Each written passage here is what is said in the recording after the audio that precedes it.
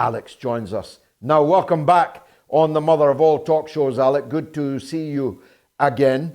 Let's start, can we, with these Nazis who no one else can see in Ukraine.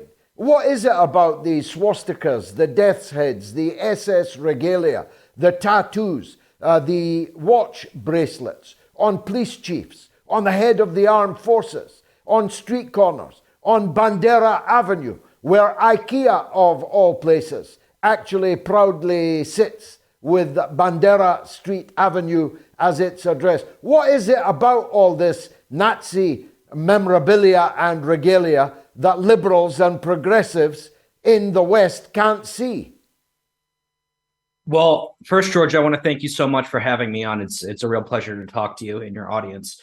The propaganda in the United States and other NATO countries is the most sophisticated in the world. And so you have this, despite the ubiquity of these Nazi symbols in the Ukrainian armed forces, it's completely glossed over by the media. It's actually the idea of Nazism existing in Ukraine is delegitimized by the media very intentionally. They say, oh, the president is Jewish. This is something that I've talked about quite a lot in my reporting. But it's because of this propaganda that you have otherwise decently meaning people, people who believe in human rights and LGBTQ rights and are anti-racist, openly supporting this indisputably Nazi project in Ukraine, which is the war against Russia.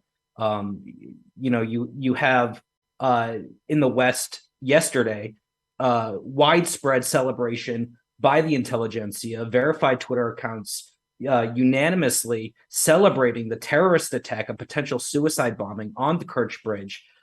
This is not the first time that Ukraine has bombed civilian bridges. And yes, it's true that that the Kerch Bridge was also used for military purposes, but it also served civilian purposes, and it was a civilian truck that was blown up.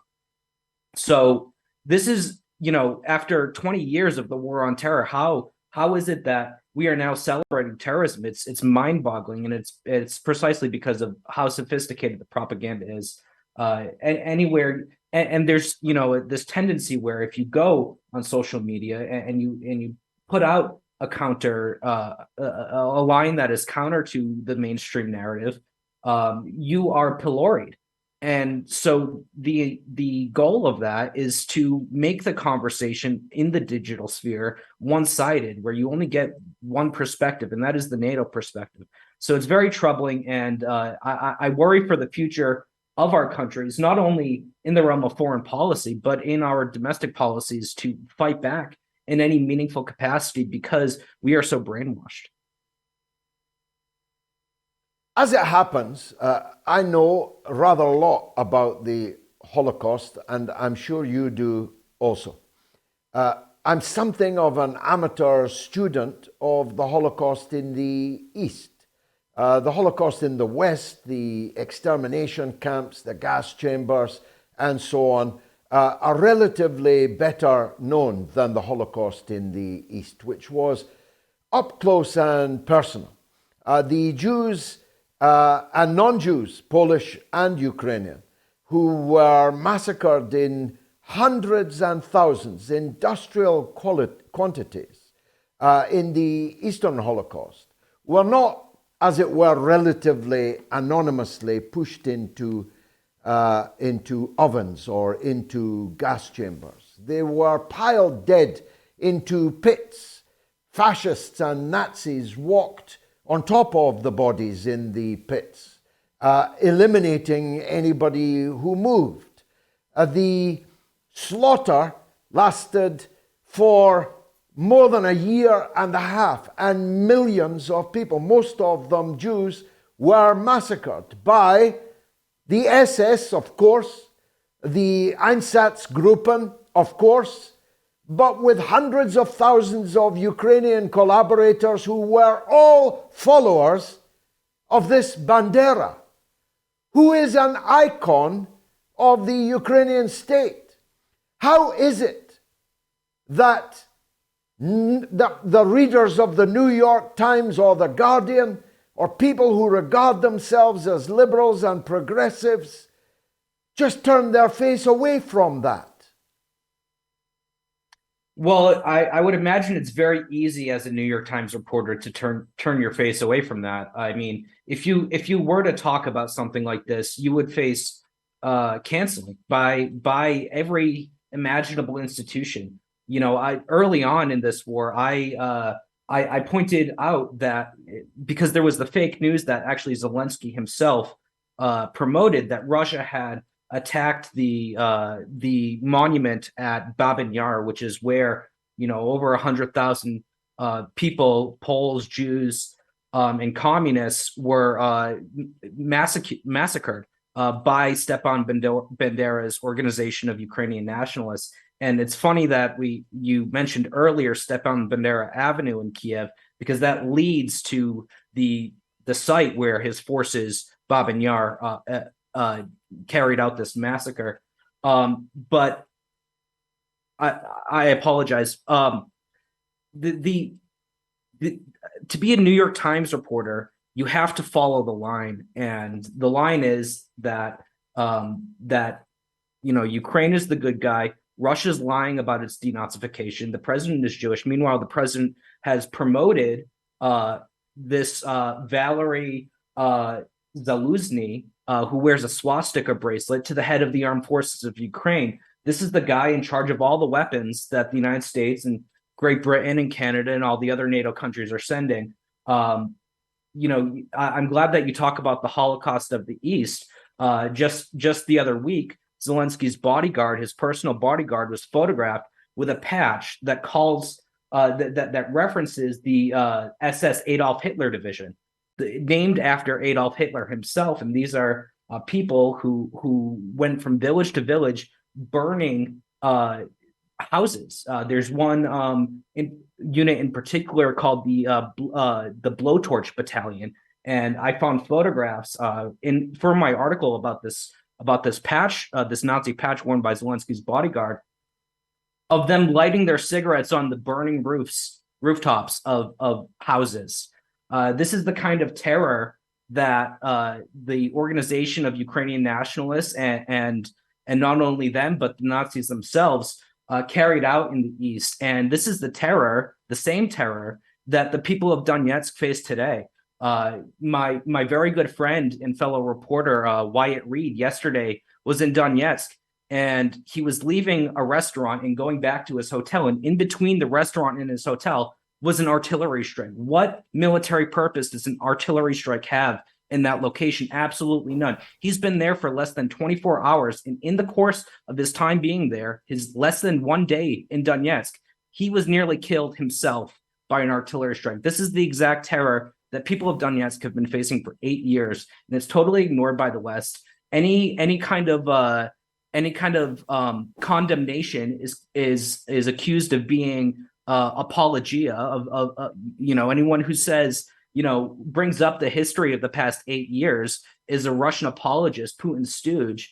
And it's this pressure from shady organization, from shady operations on social media, from the institutions themselves, that silences any kind of anti-war message here, or any kind of balanced perspective.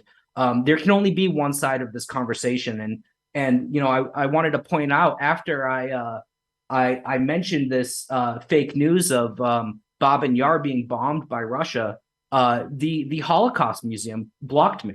I'm a Jewish person, so it's even the organizations that are dedicated towards remembering and making sure we all keep in mind the lessons of the Holocaust are attempting to contribute to this effort of stifling any kind of counter narrative against fascism. Now, on the subject of hoaxes, there are none as large, but which were punctured so quickly as the canard that Russia had blown up its own Nord Stream pipelines. Now the US seem not even to be denying anymore that it was them that did it. A terrorist attack by anybody's standards, I argue, the biggest terrorist attack since 9/11. What's the current shape of public opinion on that attack in the United States, Alec? In Germany, 92% of the people believe the US carried out the attack on Nord Stream, which speaks to the good sense of most Germans. What say the American people on this? Well, unfortunately, George, I can't tell you. I don't live in the United States, although I am from there. So my view of the United States and the people and their thinking, unfortunately, comes through Twitter, which I don't think is entirely accurate. I think that people in the United States, well, it's interesting because for most of my life, liberals questioned the CIA. They were very critical of the CIA. They remember the lies of Vietnam. Unfortunately, something has happened since then, and once again, I go back to the propaganda because it's so powerful and pervasive. Something happened, and I would place it around 2016. When the intelligence community concocted this lie with the Hillary Clinton campaign that Russia had hacked our elections, brains were like shut off en masse. It's like somebody was at a control board and flipped off all the switches. And I'm no longer confident that the well-intentioned liberals whose political community I was born into and raised into are able to place the blame on anything but Russia for really anything. I do think there is one thing that will always trump propaganda, and that is the price of oil. So as the price of oil goes up, there will be more pushback against this war.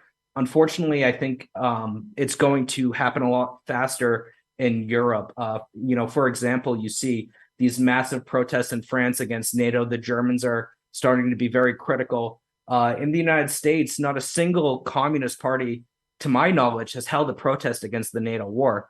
Not a single anti-war group, for that matter, as well. So you see that in the United States, it's very far behind the rest, Europe, and many other countries in NATO. Alex, how do people follow your work? You can follow me on Twitter at RealAlexRuby, that's RUBI, and you can read my articles on the Gray Zone. Fantastic. Thanks for joining us on the mother of all talk shows.